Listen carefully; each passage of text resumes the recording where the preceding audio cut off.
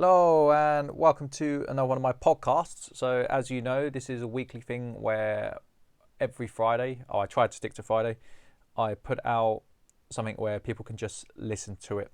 Usually I think about the market and try and dissect it in a way that people can understand. Or if people haven't thought about it, they can have a think about these types of issues. So I just wanted to say that the channel will probably be returning to a bit of normality. There'll probably be less unboxings coming because I think the market's starting to slow slightly, which I'm actually a bit relieved about because it's been exhausting. The last 2 months, as you can see from my channel and what I put out in terms of unboxings, it has been brutal, and I don't think I could do another 2 months straight like that. I'd have to take a break of some sort. I wouldn't be able to do it. I was starting to lose the mental capacity to run it efficiently, which is fine. So let's get into today's topic. So I'm going to title this maybe how to make money from other dealers or pick in the pocket of other dealers. So you'll notice the one coin. I won't show you more coins. It is a podcast, but there's a coin on the thumbnail. When prices go crazy, there's always a constant scrambling to work out value.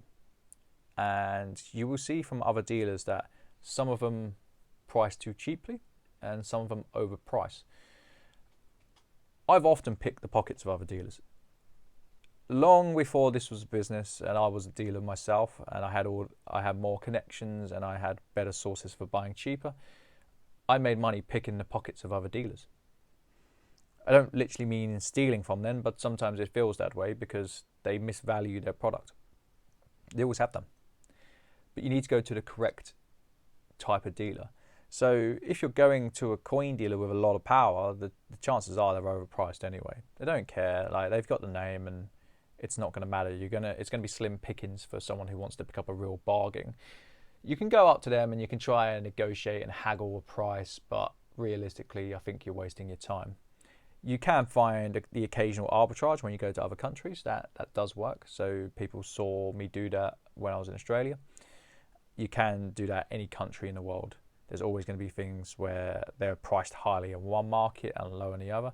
But as a rule of thumb, if you're dealing with your own country, then it's hard to pick the pocket of coin dealers who firstly have the financial power and secondly, they've got the customer to pay more.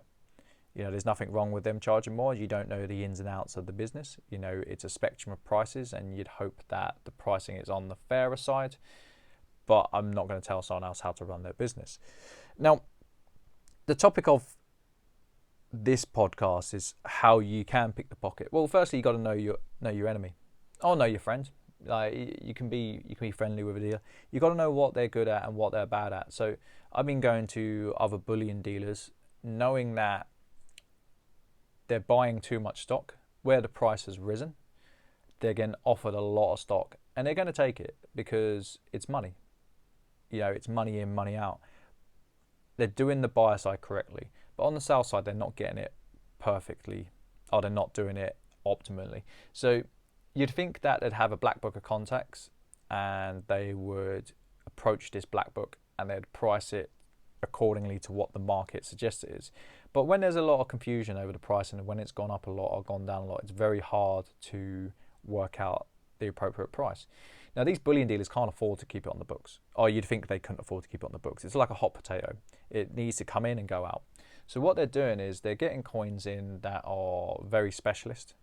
They command a significant premium, and they're pricing it over spot.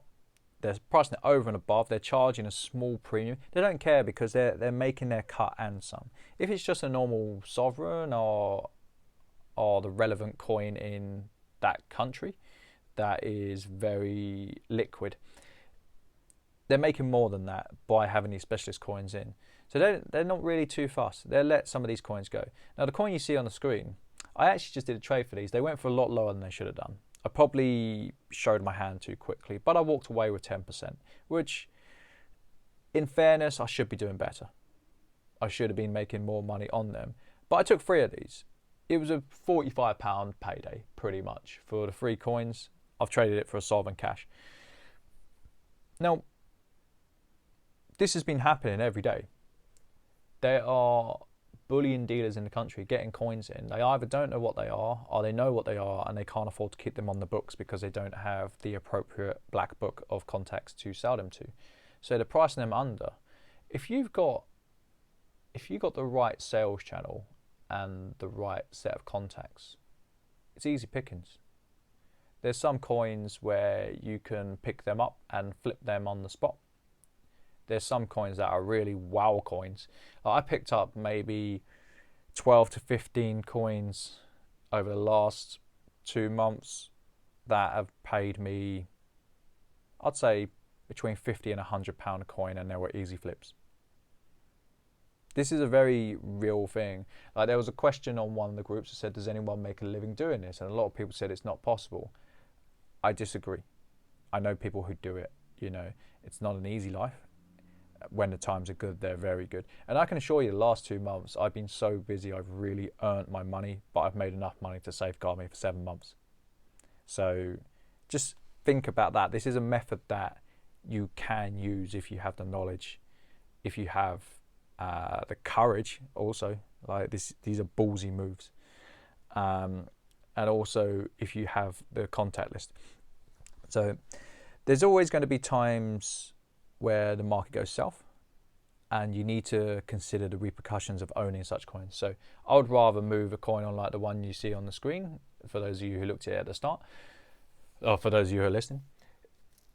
I'd rather move it on because these are very, very specialist coins. They're lovely coins. Some of the coins I've bought in are absolutely fantastic. Lovely, lovely coins. But if the market goes south, it could be an issue. It could turn from an easy flip to a high risk play to a loss. You know, but the lower down the risk spectrum you go, the easier it is to make money in terms of a quick flip, but the lower the money you're going to make.